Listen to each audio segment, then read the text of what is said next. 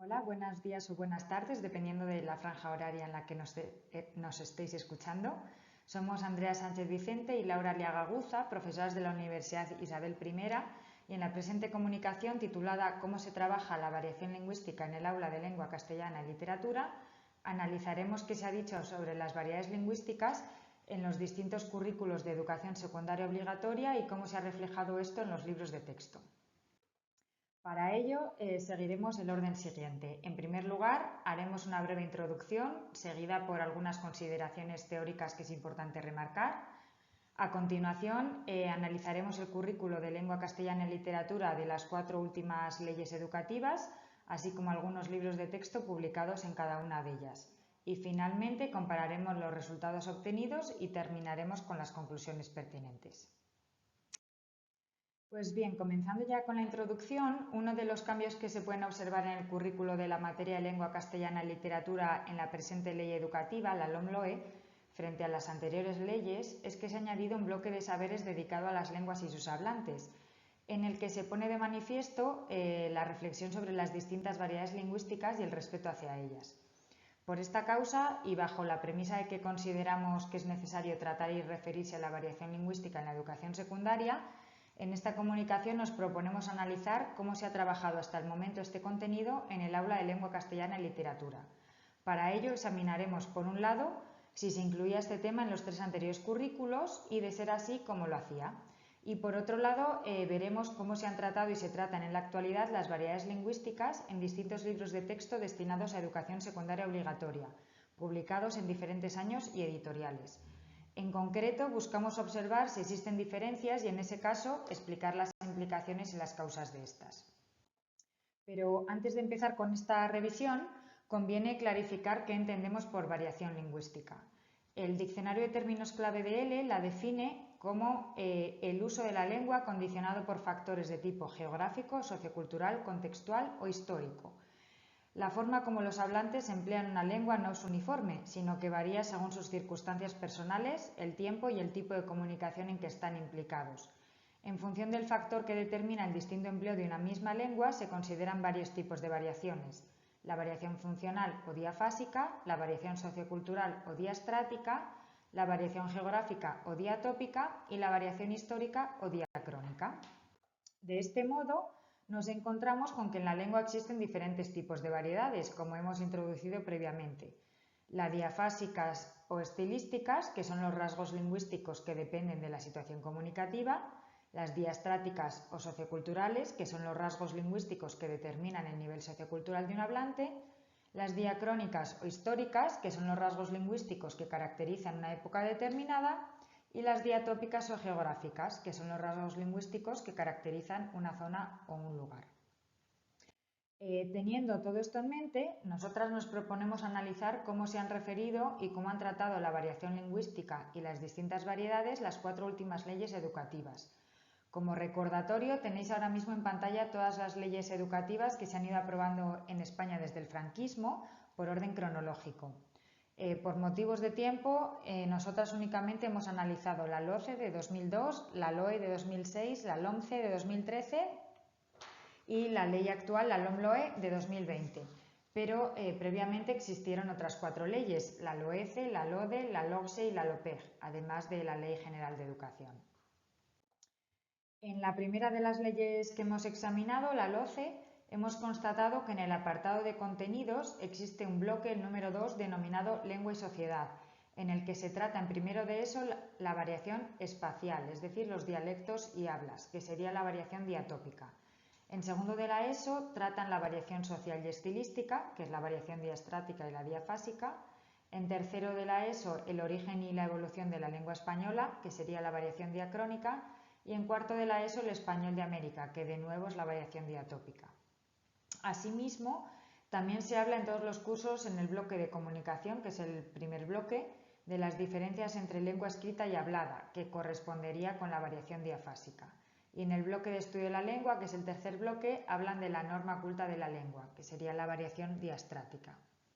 En la LOE, por su parte, se introducen por primera vez en la legislación educativa las competencias y aparece, por lo tanto, la competencia en comunicación lingüística. en la que se habla de comunicación oral y escrita y de la adaptación a las distintas situaciones comunicativas, por lo que se está hablando de variación diafásica.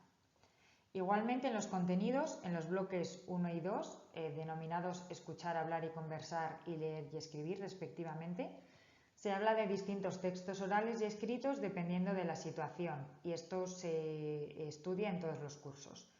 En el bloque 4, denominado conocimiento de la lengua, se examina en primero, segundo y tercero de la ESO diferencias entre comunicación oral y escrita y entre usos coloquiales y formales, y en cuarto de la ESO se estudia el conocimiento de los distintos registros y usos de la lengua en ámbitos sociales y el conocimiento de la diversidad lingüística de España, lenguas y dialectos. En la LOMCE se sigue en la misma línea que en la anterior ley, con unas referencias muy similares en la introducción de la materia, así como en la disposición de los contenidos en los distintos cursos en los bloques 1 y 2. Sin embargo, en el tercer bloque, que recordemos que era el destinado al conocimiento de la lengua, se amplían los conocimientos sobre variedades lingüísticas, ya que se añade un apartado denominado variedades de la lengua, en el que se estudian los orígenes históricos del plurilingüismo en España, en primero y tercero de la ESO, y los diferentes registros y usos de la lengua dependiendo de la situación comunicativa, en cuarto de la ESO.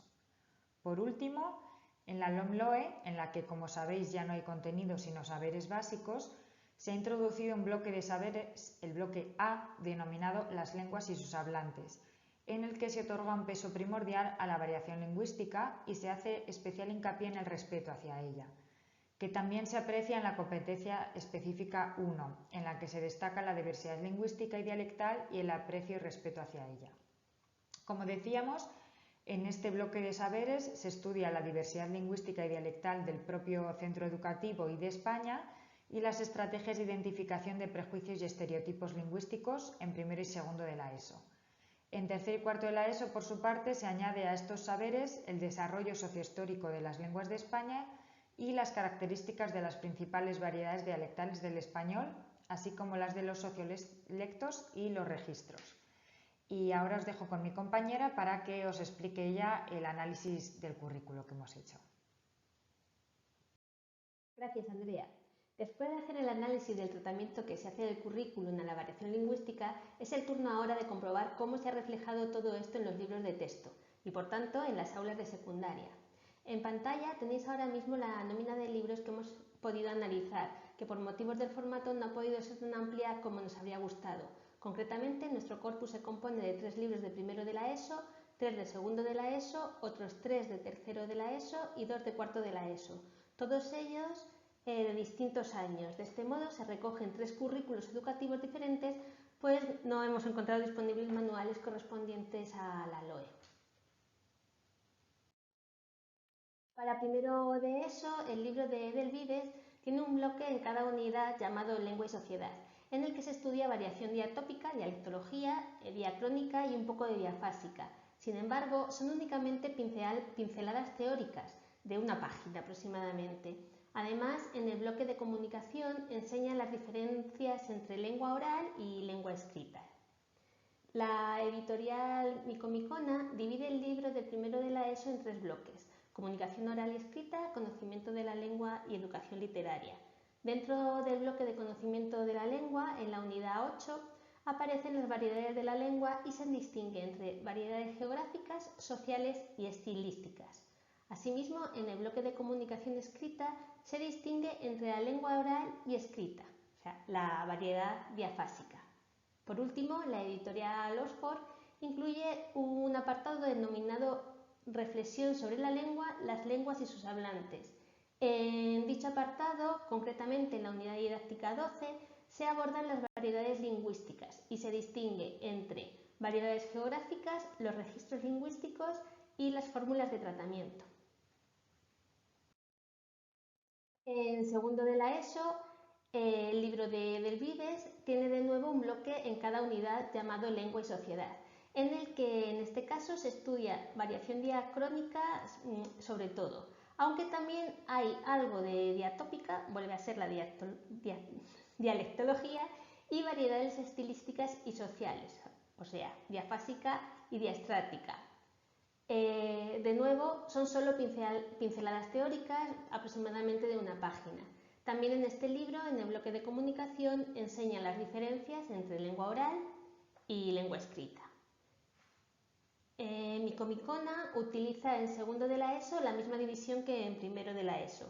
Concretamente se recoge la diferencia entre lengua y dialecto, que es la variedad diatópica, y el origen de las lenguas de España, variedad diacrónica, en el bloque de conocimiento de la lengua. Asimismo, se recoge la diferencia entre el diálogo oral y el escrito, variación diafásica, dentro del bloque de comunicación escrita.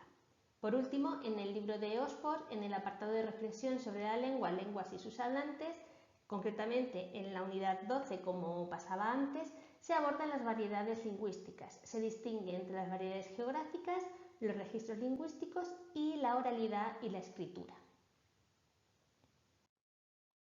Pasando a tercero de la ESO, en el libro de Santillana solo aparecen diferencias entre lengua oral y escrita, aunque cabe decir que en el apartado de estudio de la lengua se habla de la variedad diacrónica, ya que menciona el nacimiento y las etapas del castellano, y un poco sobre la diatópica. Hay 2 páginas que versan sobre las lenguas y los dialectos. La editorial Micomicona, en el apartado de conocimiento de la lengua, pero en este caso en la unidad 3, incluye un epígrafe denominado Renovación constante del lenguaje, el lenguaje juvenil, en el que se reflexiona sobre el cambio de la lengua a partir del lenguaje juvenil, a partir de la variedad diafásica. La editorial Oxford, por su parte, vuelve a recoger el apartado de reflexión de la lengua. No obstante, en este caso invierte el orden en el enunciado. Ahora sería las lenguas y sus hablantes, reflexión de la lengua. Y también cambia la unidad. En la unidad 1 se aborda la lengua y sus variedades, concretamente la evolución de la lengua, variación diacrónica, los registros lingüísticos, variación diafásica y los dialectos, variedad geográfica. Por último, en cuarto de la ESO, en el libro de Santillana, se habla de variación diatópica. Se estudian brevemente las variedades del castellano y las lenguas peninsulares y un poco de la diacrónica. Aparecen dobletes y palabras de origen latino. Como siempre, también se estudian las diferencias entre lengua oral y lengua escrita. En la editorial SM, en la unidad 11, se aborda el origen del castellano, o sea, tocan la variedad diacrónica. También podemos ver las variedades del castellano, las lenguas peninsulares y el español de América, es decir, la variedad diatópica. Asimismo, se recoge la diferencia entre el lenguaje oral y el escrito, en este caso, entre la planificación y la espontaneidad de los actos comunicativos, es decir, la variedad diafásica. Tras revisar las leyes y los libros de textos publicados en estas etapas, conviene cerrar ahora con una recapitulación de lo que hemos observado. Por un lado, respecto a las leyes educativas, cabe reseñar que las que menos incluyen la variación y de manera menos explícita son la LOE y la LOMCE, ya que no incluyen un bloque de contenido propio destinado a las variedades lingüísticas, y la LOCE y la LOMLOE sí. Además, la LOMCE al menos incluye un epígrafe destinado a las variedades dentro de su bloque de conocimiento de la lengua, pero la LOE no incluye ni siquiera esto. Por otro lado, en cuanto a las diferencias que hemos encontrado entre los distintos libros, estas responden a las diferencias constatadas entre currículums, pues los libros se ajustan a la perfección a los contenidos curriculares. En líneas generales, en todos los libros, menos en los más recientes, el contenido destinado a la variación es muy minoritario, y siempre se presenta de manera teórica, sin muchos ejercicios de práctica. Finalmente, de las 4 variedades, la que más se trata es la diafásica, por la diferencia entre texto oral y escrito, seguida por la diacrónica y la diatópica, y por último, la diastrática, que es bastante minoritaria. Por tanto, como conclusiones a este breve análisis, se ha constatado que la evolución que hemos encontrado en los libros de texto en cuanto a la mayor inclusión de contenidos sobre variación lingüística responde a la propia evolución que ha sufrido el currículum educativo de lengua castellana y literatura. Por eso, este último currículum, el de la LOMLOE, es el más explícito y completo en la enseñanza de este contenido, además de que ahora hay también reflexión sobre ello. Y esto se ve reflejado en los libros de textos actuales, ya que hasta ahora este contenido era minoritario y marginal. Por ello, creemos firmemente en la necesidad de seguir concienciando tanto al profesorado como al alumnado sobre la importancia del tratamiento de este tema en las aulas. Muchas gracias por vuestra atención, deseamos que las ideas que os hemos presentado os hayan resultado interesantes y esperamos vuestras preguntas y comentarios. Asimismo, en pantalla tenéis nuestros correos electrónicos donde estaremos encantadas de atender todas las cuestiones que necesitéis.